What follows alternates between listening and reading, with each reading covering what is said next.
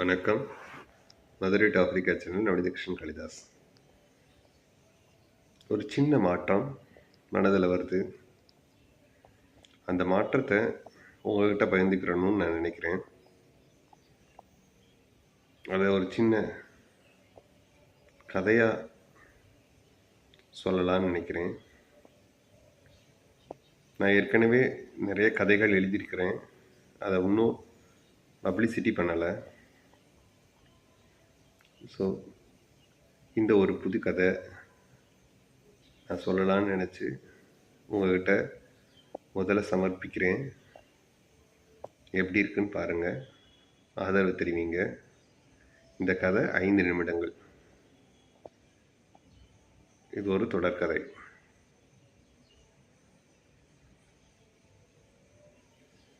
கதையோட பேர் அவள்.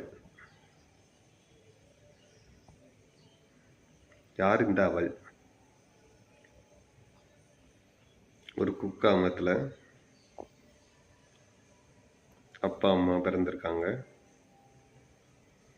அவங்க அங்கேருந்து இடம்பெயர்ந்து மதுரைக்கு வராங்க. மதுரையில் அந்த அப்பாவுக்கு ஒரு கவர்மெண்ட் வேலை கிடைக்கிது. அந்த அம்மா தன்னோட கணவரோட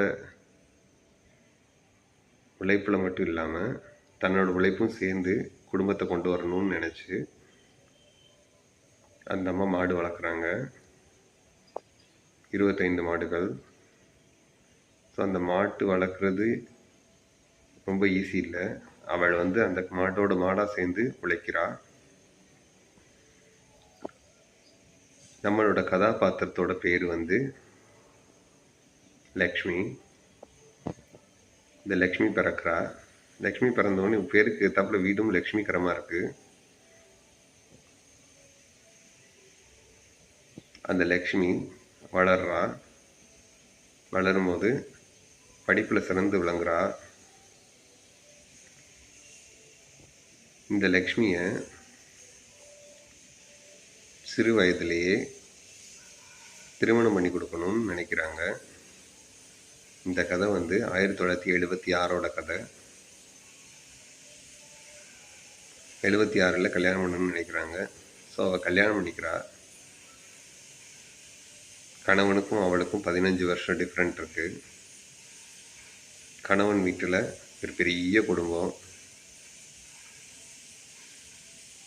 3 நாத்தனார், 4 கொழுந்தன் அப்படின்ற ஒரு பாணியில் போகிறா.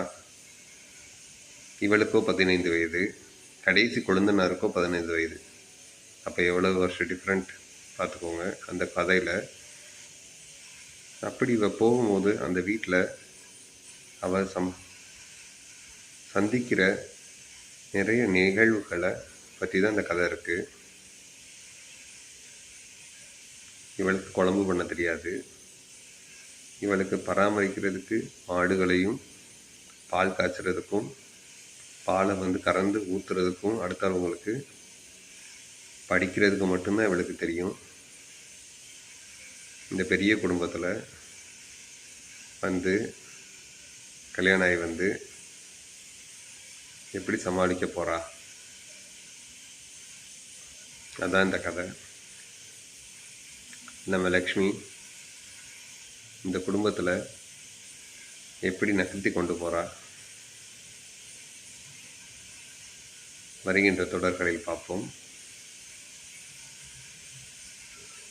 லக்ஷ்மி வளர அனைவருக்கும் வாழ்த்துக்கள்.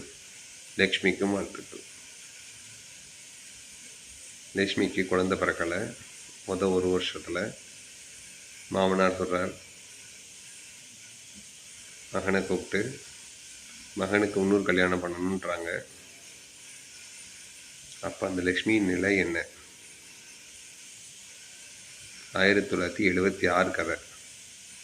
லக்ஷ்மி நிலை எப்படி இருந்திருக்கும்? லக்ஷ்மியோட மனநிலை எப்படி இருந்திருக்கும்?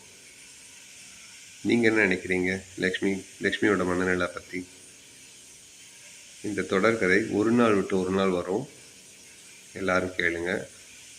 உங்களோட கருத்துக்களை பதியுங்க. லக்ஷ்மியோட கணவருக்கு மறு கல்யாணம் பண்ணி வச்சிடலாமா? லக்ஷ்மியை தள்ளி வச்சிடலாமா? வருகின்ற தொடரில் காணலாம். நன்றி.